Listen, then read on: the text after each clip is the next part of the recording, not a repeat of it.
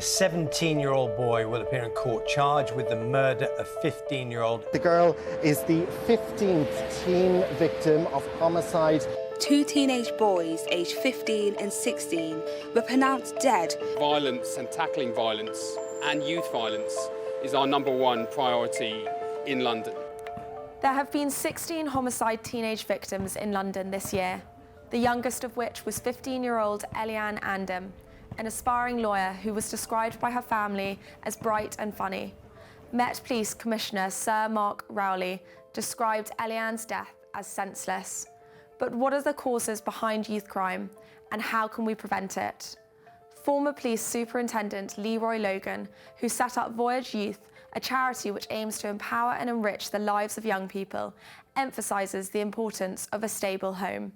One of the things we've assessed is the importance of the home. If you have a chaotic community and there is a certain amount of crime, it's really tough to keep focused, and you could easily be groomed into all sorts of criminality. Their family is a street family. Some of them think they're urban soldiers. You know, this is a warfare. That mindset is where they can carry a knife or a gun and don't feel anything of it. The Big Kid Foundation, which equips young people at risk of social exclusion and youth violence in Lambeth, say the problem of youth crime can be tackled with more structure and support in the local communities. We live in a society, we are people that thrive off of community, we thrive off of companionship, we thrive off of camaraderie, and I think when we don't get that in a healthy space, we look for it elsewhere. And that's one thing that these gangs provide, or these kind of criminal communities provide. They provide that community. I think because people don't have as many opportunities as they could, they're like focusing their energy into negative places when they could be more productive. As a young person, we're more susceptible to peer pressure, trying to fit into groups or being peer pressured by people they look up to, or like people that they find cool to do things that they know they shouldn't be doing.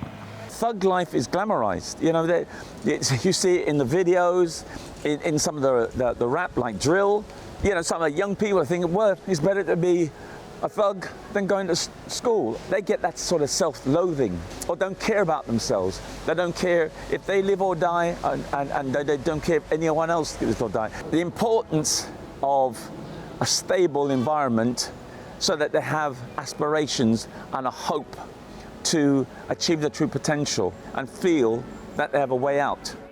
One place trying to change this youth crime path is Oasis Academy, Hadley, a school which aims to keep children out of crime by providing wraparound support and a place they feel safe.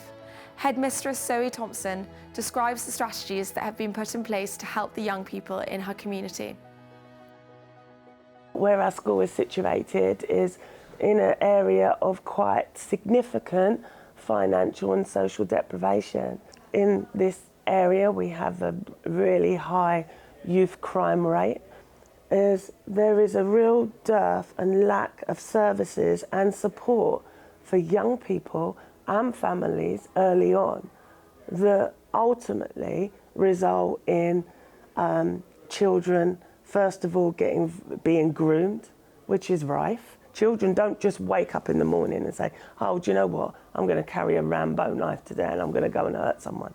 That doesn't happen. There's a long process of things that happen before then. For the most part, there's not enough of, or the right kind of support and intervention that's taking place to stop that young person's behaviours escalating.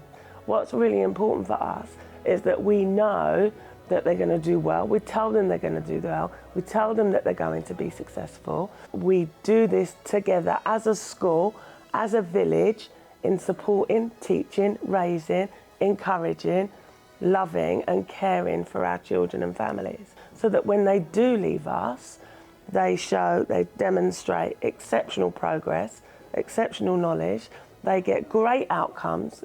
We're surrounded by adults with high expectations of us, who want the best for us, who are looking out for us. And sadly, when we're not at school, we don't always have those feelings in our community. The Oasis Academy schools are encouraging their students to speak up about their problems, and the beneficial effects this school is having can clearly be seen when speaking to students from the penultimate year group. I can see you crystal clear. Go ahead and tell me out and I'll lay your ship bare. This school actually prepared me for the outside life, the real world. So everyone around here is like my family. I would say that we are very, very connected, and they help me out a lot with personal problems, with school problems, every single type of problem. You know, whenever I need someone to talk to or something, I just go to one of my teachers, and you know, they're really understanding about it. And like, they just offer so many opportunities, and like, it feels like they believe in us. This is an example of educational intervention that works, but Leroy explains that there is much more to do in these communities to tackle youth crime. If people think policing is the cure, they're fooling themselves. You can't arrest your way out of this problem. You can't stop and search your way out of the problem. You have to work with the target group to help them to build relationships with authority figures and start to bind to the communities. There has to be those early intervention prevention programs, peer-to-peer mentoring, which again is so important. Young people are more likely to listen to more other young people who turn their lives around in similar circumstances than an old fuddy-duddy like me. We need to work with the target group of young people who are susceptible to that thug life narrative.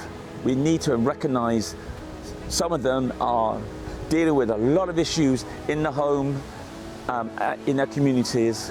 So that's why you need officers who have got that cultural understanding of the areas they're policing. You need local officers. It's not a mystery.